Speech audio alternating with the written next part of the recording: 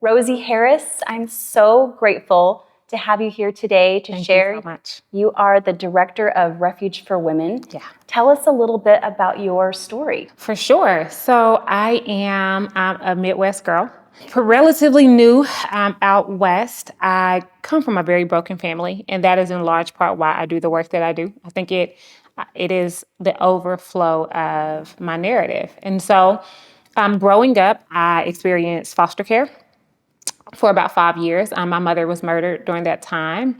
My father was incarcerated. And then shortly after coming out of care, the people who should have been the people who were trusted to care for me became my first molesters. And so I learned on very early on that the world was maybe not the safest place and that people couldn't advocate for me in the way that I needed them for them to.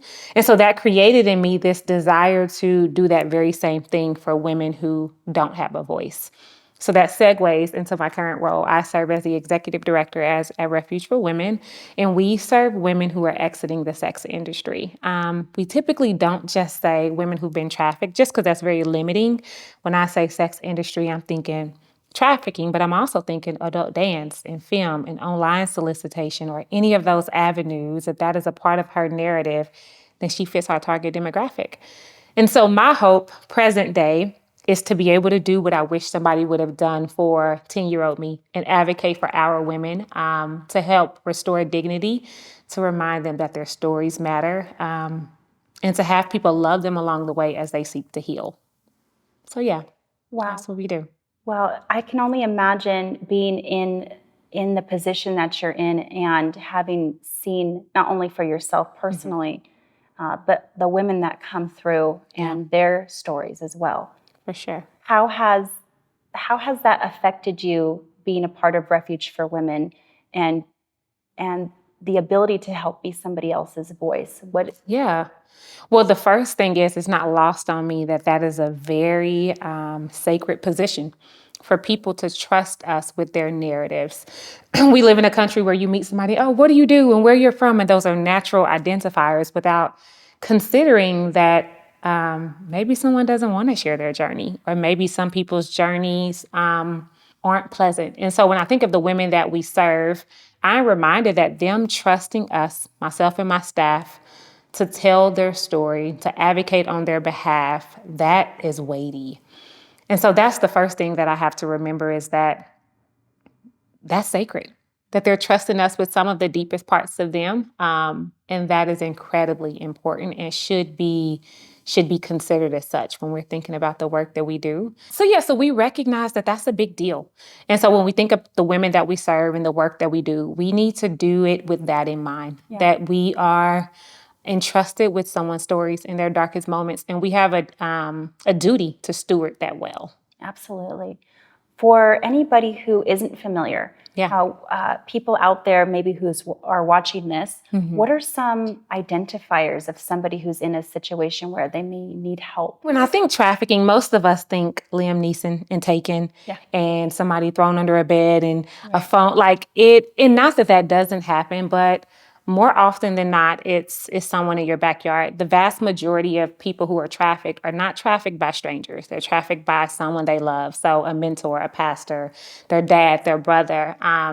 It is someone who is close enough to be a trusted voice and someone who's easy to follow, but also, which may mean that the women may be easier to manipulate because there's already a relationship. And so you don't have to worry about pursuing a stranger, but they know you and they know the vulnerabilities and all of those things. And those things make vulnerable people especially susceptible.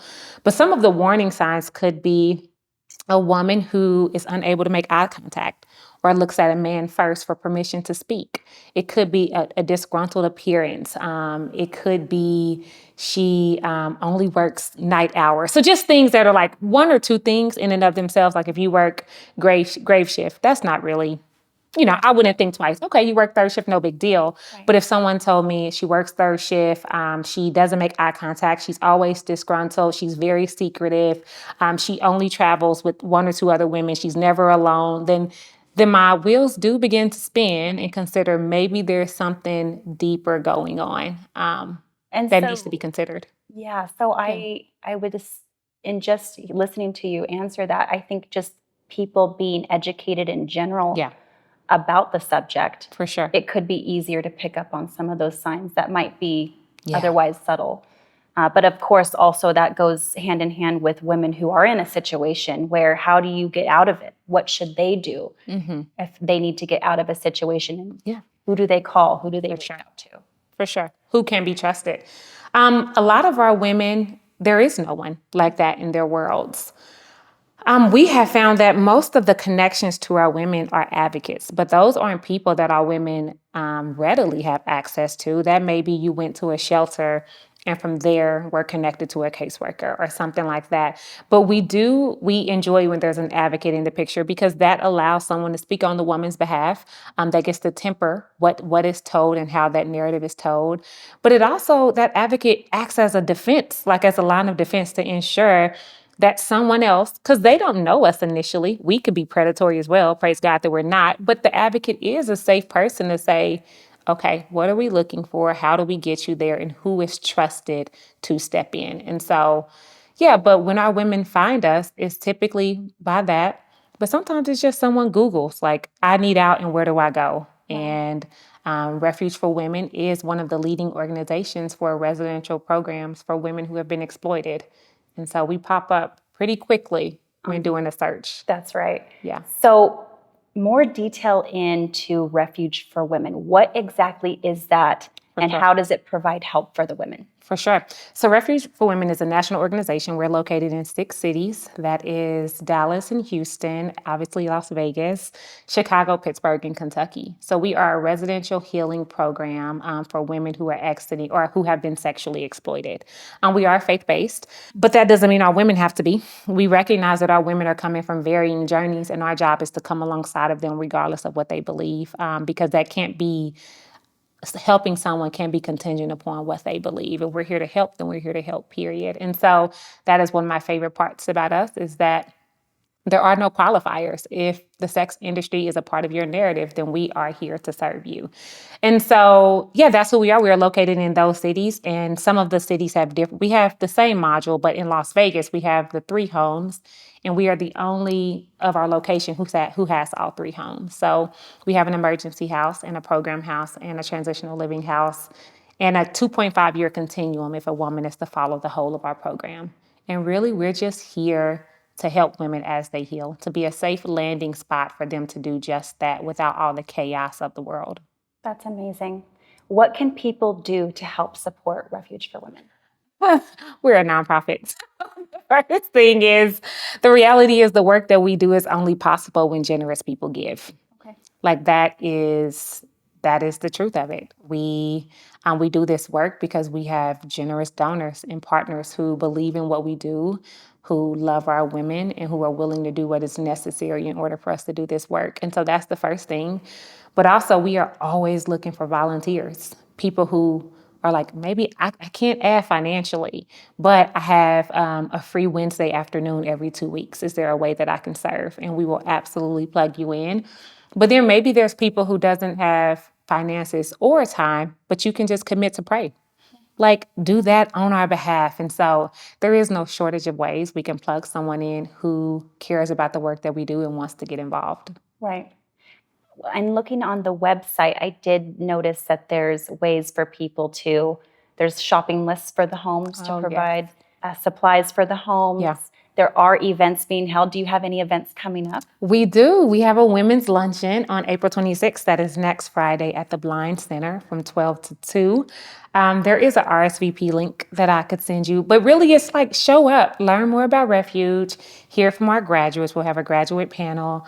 But it's really to give people a closer look into the work that we do and why it matters. And so that's happening. But there is absolutely a running Amazon wish list that all of my directors would love for me to plug because there's always a need in things that we consider normative, like your favorite shampoos or deodorants or toothpaste. Like if I go to the store, I know that I want a Tom's toothpaste. I don't have to think about that.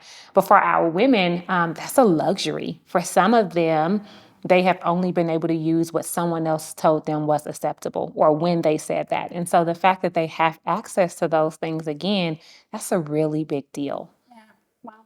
One of my favorite parts about having committed to doing the pageant was finding what my platform was, which is Women of Strength. Because I didn't want my journey to be just about myself. I know that there's women out there who all have different stories. For sure.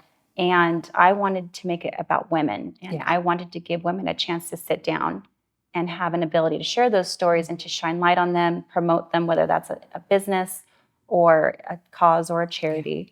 I was like, okay, this is an area of our values that we really wanted to be more active in. So I saw that pageantry, serving was an element of that. I was like, what a great way to be able to do that.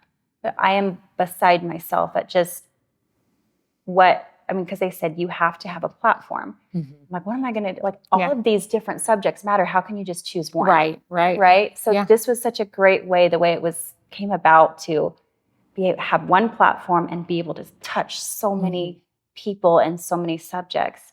And I just really am like blown away by how much there is out there and just how much I have been naive to. Yeah. And while I do know, especially with the sex trafficking in that industry, as Vegas is really a big place in the world that has that, a hub, Absolutely a hub. And I guess I'm just grateful to have had my eyes opened and to be making these connections. For sure. That I wouldn't have otherwise made. For sure. If I hadn't done this. So I'm grateful for you coming here and for being so transparent about your story, which I couldn't even imagine. Yeah. And one of the things with the Mrs. Nevada America pageant is that there's a People's Choice Award. It's an online voting that starts May 1st. It starts May 1st all the way through to the night of the pageant, June 9th. Okay. And the winner of the People's Choice, because every vote is like $1 or $5, whatever, it's split 3 ways. So a third of it goes to the pageant, a third of it goes to the Victoria's Voice Foundation, and then a third of it goes to the winner's charity of choice. So my charity of choice was Refuge for Women. Thank you so much. So I just want to tell you how amazing you are, the work that you do. I'm humbled and grateful, blown away, and you make a difference. And I'm so grateful for your time here today. It means the world to me. For sure. Thank you. Thank you for having us. Thank you so much. And we are honored to do it.